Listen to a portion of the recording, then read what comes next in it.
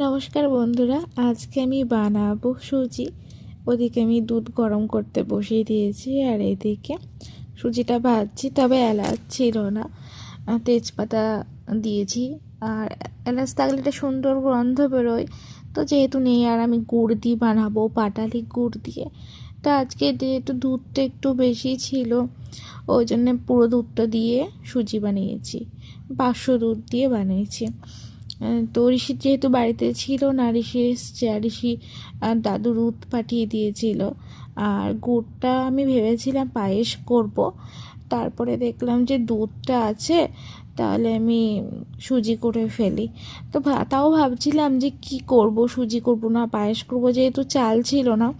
মানে ওই গোবিন্দভোগ চাল দিয়ে করে, তো আমি না গুদি ফেলি যে গোবিন্দভোগ চাল দিয়ে করে না, আতপ চাল দিয়ে করে, গুলি ফেলি। তো যাই হোক, চাল ছিল না, তার জন্যে ভাবলাম যে চলো যেটা আছে, সুজি তো অনেকটাই ছিল, তো তার জন্য আমি সুজিটাই করছি। তো এখানে দেখো এইভাবে কুড়ি কুড়ে দিতে দিতে প্রচণ্ড হাত লেগে যাচ্ছিল। মাঝে একটু দেখেছিলাম যে মিষ্টিটা ঠিক হয়েছে নাকি, একটু লবণ দিয়েছিলাম। আর দুধ যখন দিই তখন আমার বর ফোন করেছিল, নাড়তে নাড়তে তাড়াতাড়িতে নাড়তে হয় দেওয়ার সাথে সাথে। তো সেটা আর হয়নি, একটু গোটা গোটা হয়ে আছে খানিকটা। তো সেটা আস্তে আস্তে ঠিক হয়ে যাবে, সেটা নিয়ে কোনো প্রবলেম নেই গোটা গোটা হয়ে থাকলেও। তারপর আমাকে একটুখানি জল দিতে হয়েছিল, কারণ দুধ আর একটু লাগতো, ওই জন্যে অনেকখানি হয়েছে।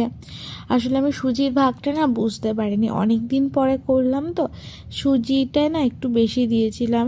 তো সমস্যা হয়নি, যেহেতু গুড়ে যেহেতু হয়ে গেছিলো, গুড়টা সবটা দিইনি, একটুখানি রেখে দিয়েছিলাম। তো অনেক সময় পাটালি গুড় দেখবে খেতে মন চায়, তার জন্যে।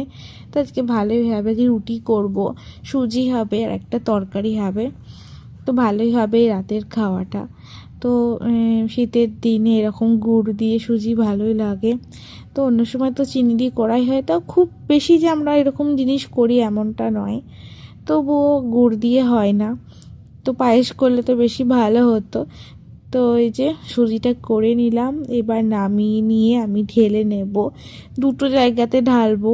এই যে, কারণ অনেকটা তো এখানটাতে এটাও জমে যাবে ওটাও জমে যাবে, তখন পিচ পিচ করে নেব। তো চলো আজকের মতন টাটা বাই বাই, আর কোনো ভিডিও দিতে পারলাম না।